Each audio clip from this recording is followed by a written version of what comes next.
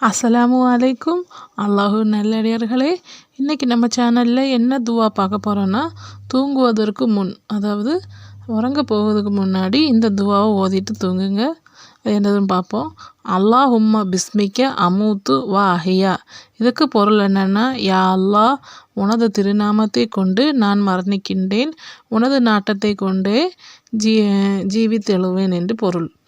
இந்த துவா இது சின்ன துவா, இது ஓதலாம். இன்னொரு துவா கூட இருக்குது. அது என்னென்னா, பிஸ்மிக்க ரப்பி வலஹத்து ஜன்பி வபிக அர்ஃபா உஹு இன் அம்சக்த நஃப்சி ஃப அர்ஹம்ஹா வ இன் அர்சல் தஹா ஃபஹுஃபலுஹா பிமா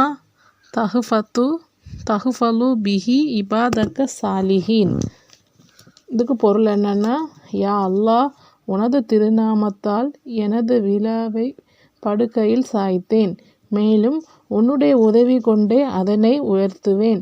என்னுடைய நப்சை, உயிரை நீ கைப்பற்றினால் அதற்கு நீ கிருபை செய்வாயாக.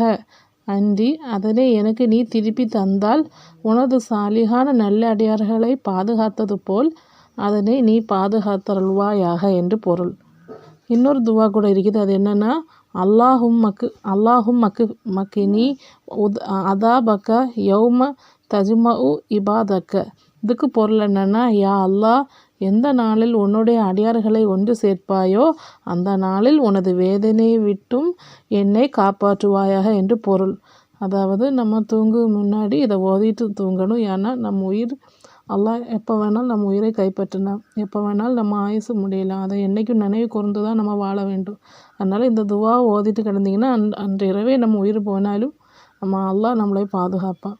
மறக்காமல் எல்லாத்துக்குள்ள துவாவை பாருங்கள். ப்ளீஸ் பாருங்கள், லைக் பண்ணுங்கள், ஷேர் பண்ணுங்கள்.